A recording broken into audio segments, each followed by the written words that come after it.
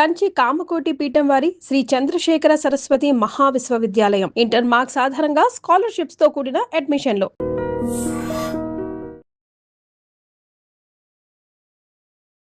Welcome to iDream. ఈ రోజు మనతో పాటు amphi registered mutual fund distributor Giribabu గారు ఉన్నారు. మాట్లాడదాం. Hello sir, welcome to our show. Hello అండి. నమస్తే అండి. సార్, ఒక గవర్నమెంట్ ఎంప్లాయ్ కావచ్చు, ప్రైవేట్ ఎంప్లాయ్ కావచ్చు, రిటైర్మెంట్ కోసం ఎప్పటి నుంచి ప్లానింగ్ చేసుకోవాలి? యాక్చువల్గా రిటైర్మెంట్ అనేది మనము ఎప్పటి నుంచి ప్లాన్ చేయాలి అంటే, మనము ఆదాయం సంపాదించిన మొదటి రోజు నుంచి ప్లాన్ చేయాలి. ఎందుకంటే ఫైనాన్షియల్ ప్లానింగ్లో కాస్ట్ ఆఫ్ డిలే అని ఒకటి ఉంటుంది. మనం చాలా చోట్ల మేము చెప్తూ ఉంటాం. సపోజ్ ఒక ఇద్దరు వ్యక్తులు 30 ఇయర్స్లో స్టార్ట్ చేశారు సేవింగ్, ఒక వ్యక్తి 40 ఇయర్స్లో స్టార్ట్ చేశాడు సేవింగ్.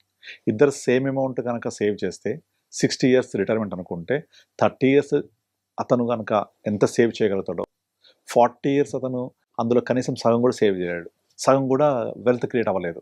ఫర్ ఎగ్జాంపుల్ 10,000 రూపీస్ తీసుకోండి. 30 ఇయర్స్ వ్యక్తి 10,000 స్టార్ట్ చేశాడు. 60కి వచ్చేప్పటికి అతనికి ఎంతైతే వెల్త్ క్రియేట్ అవుతుందో, అదే 40 ఇయర్స్ వ్యక్తి 10 సంవత్సరాలు లేట్ చేయడం వల్ల కనీసం ఈ 30 ఇయర్స్ వ్యక్తి క్రియేట్ చేసిన వెల్త్లో 50% కూడా రాదు. This is called cost of delay.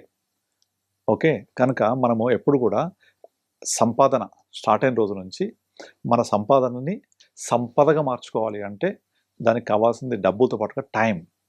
So time in the market, time invested in the market value, ఇది చాలా కీ రోల్ ప్లే చేస్తుంది.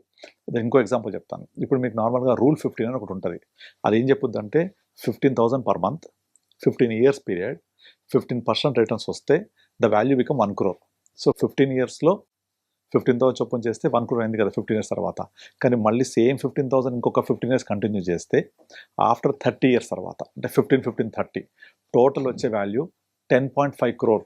అంటే మొదటి 15 సంవత్సరాలు వచ్చేది 1 crore అయితే ఇంకొక 15 ఇయర్స్ టైం ఇస్తే 9.5 కోట్లు ఎక్కువ వస్తుంది. సో టైం వల్ల ఎంత వాల్యూ పెరిగింది. కనుక నేను రిటైర్మెంట్ ప్లానింగ్ చేసుకునే వాళ్ళు ఎట్టి పరిస్థితుల్లో వాళ్ళ కెరియర్ బిగినింగ్ నుంచే, డే 1 నుంచే వాళ్ళ సంపాదించిన ఏదైతే ఉంటుందో ఇన్కమ్, అందులో నుంచి తక్కువ 20% తగ్గకుండా చేసుకుంటూ వెళ్ళాలి. ఒకటి. రెండోది, వాళ్ళకి పెళ్లి కాలేదు, ఎక్స్పెన్సెస్ తక్కువ ఉంటాయి, అప్పుడు ఎక్కువ చేయాలి. పెళ్ళైన తర్వాత, పిల్లలు పుట్టిన తర్వాత ఎక్స్పెన్సెస్ పెరుగుతాయి కాబట్టి తక్కువతో చేసినా సరిపోతుంది. కనుక ఈ మొదటి పీరియడ్లో చేసే అమౌంట్ లాంగెస్ట్ పీరియడ్ ఉంటుంది మార్కెట్లో. కనుక ఎట్టి పరిస్థితుల్లో ఆ ఇన్వెస్ట్మెంట్ చేసేటప్పుడు వాళ్ళు లాంగ్ టర్మ్ ఉండాలి, అర్లీగా స్టార్ట్ చేయాలి. అండ్ ఇంకొకటి, ఆ చేసే ఇన్వెస్ట్మెంట్ తప్పకుండా ఇన్ఫ్లేషన్ బీట్ చేయాలి. ఇన్ఫ్లేషన్ బీట్ అంటే ఏంటి? బ్యాంక్ ఎఫ్డి ఇన్ఫ్లేషన్ బీట్ చేయదు, ఇన్సూరెన్స్ పాలసీలు ఇన్ఫ్లేషన్ బీట్ చేయవు. అలా ఇన్ఫ్లేషన్ బీట్ చేయని ఇన్వెస్ట్మెంట్ చేస్తే మీకు ఏమైందంటే ఒక 10-15 ఇయర్స్ తర్వాత మీ చేతికి వచ్చే మొత్తం ఇన్ఫ్లేషన్ వల్ల తినేస్తుంది, రిటర్న్స్ రావంతా. అదే మీరు inflation beated returns like mutual funds classic example, అందులో చేశారనుకోండి, మీకు inflation 6%, mutual fund give you 12%. So కనుక యావరేజ్గా 12% పెట్టుకుంటే ఇన్ఫ్లేషన్ డబుల్ వచ్చింది కదా. సో మీకు మంచి వెల్త్ క్రియేట్ అవుతుంది. అట్లా చేయాలి. మనం ఇన్వెస్ట్ చేసేటప్పుడు కంపల్సరీ అర్లీగా స్టార్ట్ చేయాలి. And at the same time inflation beated investment దాంట్లో చేయాలి. అప్పుడు ఏమవుతుందంటే మీకు over period of time wealth create అవుతుంది. అది కూడా మనకు అవసరమైనప్పుడు ఉపయోగపడుతుంది. సపోజ్ ఇప్పుడు నేను ప్లాన్ చేయాలని చెప్పేసి ఎప్పుడో 50-55లో స్టార్ట్ చేస్తే దానికి ఏమి అర్థం ఉండదు. మీరు 60 సంవత్సరాలకు వచ్చేప్పటికి ఇంకా బాధ్యతలు తిరిగిపోవు, వెల్త్ క్రియేట్ కాదు, రిటైర్మెంట్లో ఇబ్బంది అవుతుంది, మంత్లీ ఇన్కమ్ రాదు, ఇవన్నీ ఇబ్బందులు ఉంటాయి. కనుక స్టార్ట్ ఎర్లీ అండ్ మీరు చేసే ఇన్వెస్ట్మెంట్ ఖచ్చితంగా ఇన్ఫ్లేషన్ని బీట్ చేసేదంటే ఇన్వెస్ట్ చేయాలి. Okay. So sir, financial freedom అంటే నిజంగా ఏంటి అండ్ దాన్ని మనం ఎలా అచీవ్ చేయాలి? ఫైనాన్షియల్ ఫ్రీడమ్ అంటే నా భాషలో చెప్పాలంటే మీరు ఒకరి కోసం పని చేయకుండా 9 to 5 జాబ్ కాకుండా మీకు ఇష్టం వచ్చినప్పుడు మీరు చేయడం, మీ టైం మీ చేతిలో ఉండడం. This is called financial independence. ఇప్పుడు నార్మల్ మనం ఏం చేస్తూ ఉంటాం, జనరల్ ఒక సేయింగ్ ఉంటుంది. సపోజ్ ఇప్పుడు మీకు జాబ్ అంటే ఇష్టం లేదనుకోండి, ఒక లోన్ తీసుకోండి, జాబ్ మీద ఇష్టం అయిపోద్ది. సో పెళ్లి చేసుకోండి, జాబ్ని ఇంకా ప్రేమిస్తారు. ఎందుకు? జాబ్లో జీతం వస్తుంది కదా, ఆ వస్తేనే నేను ఈఎంఐ కట్టగలను. కనుక నాకు ప్రేమ దేని ఉంటుంది? జాబ్ మీద ఉంటుంది. సో కనుక ఆ ఫైనాన్షియల్ ఇండిపెండెన్స్ రావాలి, ఫైనాన్షియల్ ఫ్రీడమ్ రావాలి అంటే ఇటువంటి ప్రాబ్లమ్స్ లేకుండా ఉండాలి అంటే ముందు నుంచే ప్లాన్ చేసుకోవాలి ఒకటి.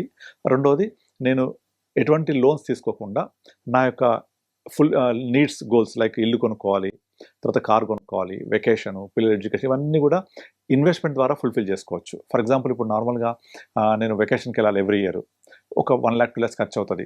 సో మీ శాలరీలోంచి వెకేషన్ కోసం కొంచెం ఫండ్ ఎక్కడ పెట్టుకోండి. ఎవ్రీ మంత్ ఒక 3,000 4,000.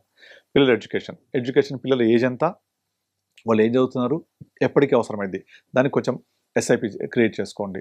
తర్వాత కార్ కొనుక్కోవాలి, నా బడ్జెట్ ఎంత 10 lakhs 12 lakhs, ఒక చిన్న ఎస్ఐపి లాగా యాడ్ చేసుకొని దీన్ని ఒక డౌన్ పేమెంట్గా వాడుకొని లోన్ని ఎక్కువ కాకుండా కొంచెం తక్కువలో మేనేజ్ చేసుకోవచ్చు. అలాగే ఇల్లు కొనుక్కునేటప్పుడు నేను ఒక 5 years తర్వాత నాకు ఇల్లు కావాలి, 6 years కావాలి అంటే డౌన్ పేమెంట్ కావాలి, రిజిస్ట్రేషన్ ఛార్జెస్ కావాలి. ఇవన్నిటికీ కనీసం ఎంత లేదన్నా కూడా 10-15 లక్షలు అవుతాయి. ఎందుకంటే మినిమం 1 crore లేకపోతే ఇల్లు రాదు. కనుక ఆ 10-15 లక్షల రూపాయలు కూడా నేను మళ్ళీ అప్పు తెచ్చి తీసుకొని చాలా ఇబ్బందులు పడతాం.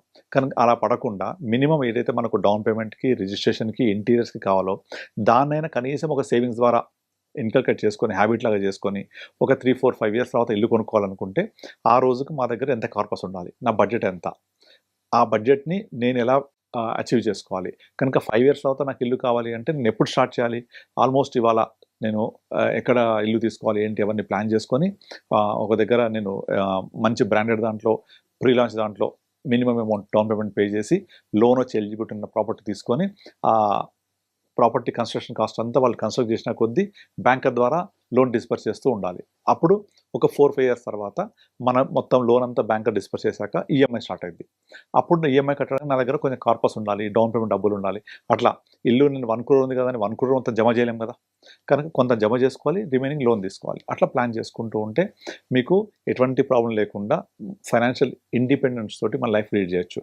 మీరు చాలామంది చూస్తుంటారు, నేను కాలేజ్ చేసి చూస్తున్నాను, నార్మల్గా పేరెంట్స్ మనీ ఆర్డర్ అంటే ఇప్పుడు మనీ ఆర్డర్ లేదు, ఓ 20 years బ్యాక్ సంగతి చెప్తున్నాను. సో మనీ ఆర్డర్ ఎప్పుడు వస్తుందా రాగానే దాన్ని ఇష్టమైన ఖర్చు పెట్టడం, మళ్ళీ నెక్స్ట్ మంత్ ఫస్ట్ కోసం వెయిట్ చేయడం. చాలామంది జాబ్ చేసేటప్పుడు అంతే, మీరు అమ్మో 1వ తారీఖు అని సినిమా ఉంటుంది, అందులో లాస్ట్లో కోర్ట్ సీన్లో ఎల్బీ శ్రీరామ్ చెప్తూ ఉంటాడు, 1వ తారీఖు కోసం వెయిట్ చేస్తూ ఉంటాం 1000 కళ్ళతోటి, అది ఇట్లా వచ్చి వెళ్ళిపోతుంది. ఆ 1వ తారీఖు కోసం ఎంతమంది వెయిట్ చేస్తూ ఉంటారు, అది రాగానే డబ్బులన్నీ ఖర్చు అయిపోతూ ఉంటాయి. అలా మళ్ళీ 1వ తారీఖు కోసం వెయిట్ చేస్తుండాలి. ఇట్లా ఉండకూడదు. ఇలా ఉంటే దీన్ని ఫ్రీడమ్ అనరు. సో నా టైం నా దగ్గర ఉండాలి, నేను ఒకరి కోసం పని చేయకూడదు, నాకు నచ్చిన పని చేయాలి, నచ్చిన టైంలో చేయాలి. అంటే ఆర్థికంగా మీరు బలంగా ఉండాలి. ఆర్థికంగా బలంగా ఉండాలి అంటే మీరు ఎప్పుడైతే ఇన్వెస్ట్ చేస్తూ సేవింగ్ చేస్తూ ఉంటారో అప్పుడే సాధ్యమవుతుంది. ఎప్పుడైతే మీరు ఇన్కమ్ ఎర్న్ చేస్తుంటారో అందులోంచి సంపాదించిన ప్రతి రూపాయిలో నుంచి 80% for the day, 20% for tomorrow. ఈ 20% పెరిగి పెద్దదే మిమ్మల్ని కాపాడుతుంది. Okay. So sir, health insurance అనేది ప్రతి మనిషికి తీసుకోవడం ఎంతవరకు ఇంపార్టెంట్? చాలా ఇంపార్టెంట్, చాలా చాలా అవసరం. మీరు కనుక హెల్త్ ఇన్సూరెన్స్ తీసుకోకపోతే మీరు ఏవైతే సేవింగ్స్ చేస్తూ ఉంటారో, లైక్ ఇల్లు, పొలము, లేకపోతే స్థలం కొంటారు, లేకపోతే మ్యూచువల్ ఫండ్ ఇన్వెస్ట్ చేస్తారు, రకరకాలుగా చేస్తారు కదా. ఒక్క హెల్త్ ఇన్సూరెన్స్ హెల్త్ ప్రాబ్లం వచ్చిందంటే మొత్తం హాస్పిటల్ బిల్లుకే సరిపోతాయి. ఇప్పుడు ఒకప్పుడు ఒక 20 ఏళ్ల క్రితం 25 ఏళ్ల క్రితము ఏదైనా హాస్పిటల్కి వెళ్తే మొత్తం ఖర్చు ఒక ఫ్యూ థౌజండ్స్లో అయిపోయేది, మహా అయితే మ్యాక్సిమం అయితే ₹1,00,000. బట్ ఇవాళ ల్యాక్స్లోకి వెళ్ళిపోయింది. అసలు 20 లక్షలు 25 లక్షలు అనేది జస్ట్ లైక్ దట్ అయిపోతుంది. ఓన్లీ డయాగ్నోసిస్ టెస్ట్లకే 5-6 lakhs ఖర్చు అవుతుంది. మరి ఎక్కడి నుంచి చేస్తాం? ఇది మన పాకెట్లో పెట్టుకోలేం కదా. అండ్ సామాన్య మానవులకి ఎవరికి కూడా ఇంత మనీ పే చేయాలంటే పాసిబుల్ కావదు.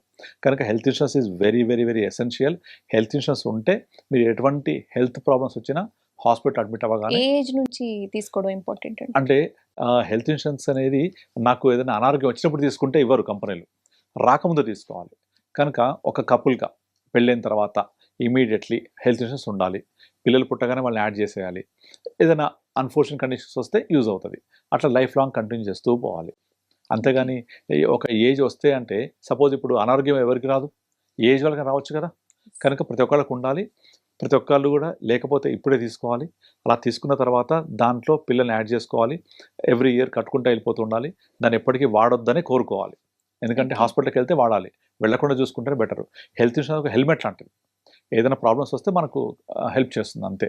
అంతేగాని హెల్త్ ఇన్సూరెన్స్ అనేది ఒక ఇన్వెస్ట్మెంట్ కాదు, హెల్త్ ఇన్సూరెన్స్ ఒక బర్డన్ కాదు. ఓకే. సో ఫైనాన్షియల్ ఫ్రీడమ్ గురించి, హెల్త్ ఇన్సూరెన్స్ గురించి క్లియర్గా క్లారిఫై చేశారు. Thank you so much. Thank you. And for more videos, Please subscribe to iDream. Please subscribe to iDream. Please subscribe iDream. And please subscribe to iDream. For more videos, subscribe to iDream. please like, share and subscribe to the channel. Congratulations, iDream. Subscribe to iDream. Subscribe to iDream. So subscribe to iDream Media. iDream team అందరికి huge congratulations. Please subscribe iDream Media. Please subscribe to iDream. Subscribe iDream. Please subscribe to iDream. I dream అంటే నా కళల channel subscribe చేసుకున్న నోరు తిరుగుతలేదు, మీరైతే గంట గుర్తు కొట్టండి. For more such videos, please subscribe to iDream. Subscribe to iDream. Please subscribe to iDream. Please subscribe iDream Media. Please do subscribe to iDream. Please subscribe to iDream Media. For best entertainment and information, please subscribe iDream. And don't forget to subscribe to iDream.